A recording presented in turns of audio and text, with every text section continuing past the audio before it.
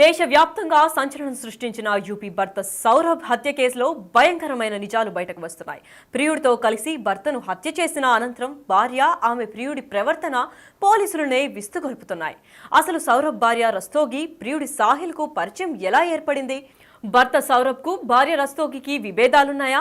సౌరభ్ను హత్య చేసిన తర్వాత మృతదేహాన్ని ఏం చేద్దామనుకున్నారు వంటి వివరాలన్నీ కూడా పోలీసులు పిన్ టు పిన్ వివరించారు. నిందితులు క్రూరంగా వ్యవహరించిన తీరుకు పోలీసులే విస్మయం చెందుతున్నారు.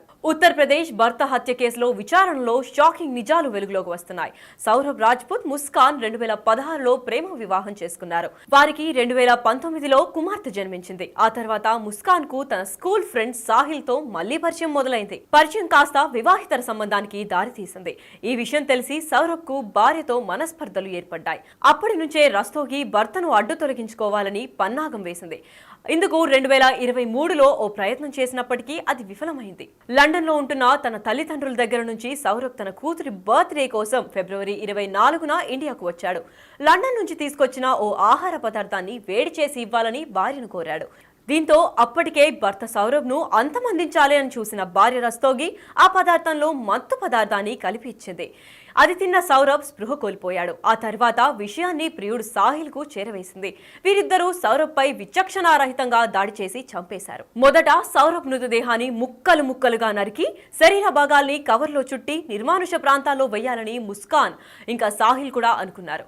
ఇందుకోసం తల, మొండెం, కాళ్ళు, చేతులను కూడా వేరువేరుగా చేశారు.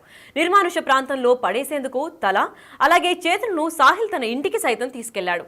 మొండాన్ని ఓ బాక్స్ లో పెట్టి అక్కడే ఉంచారు. అయితే హత్య చేసిన రోజు రాత్రి భార్య రస్తోగి తన మంచం కింద భర్త మొండాన్ని ఉంచి నిద్రించినట్లు పోలీసులు తెలిపారు.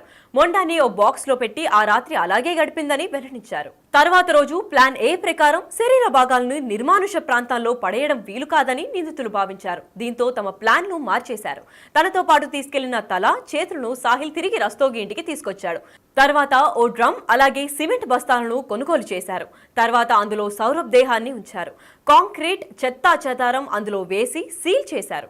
సౌరభ్ శరీరం నుంచి దుర్వాసన రావడంతో పొరుగువారు పోలీసులకు సమాచారం ఇవ్వడంతో ఈ దారుణం బయటపడింది. అయితే విచారణలో నిందితుల ప్రవర్తన చూసి పోలీసులు సైతం నివ్వెరపోతున్నారు. నిందితుల్లో తప్పు చేశామన్న భావన కొంచెం కూడా కనిపించడం లేదని పోలీసులు విస్మయాన్ని వ్యక్తం చేస్తున్నారు.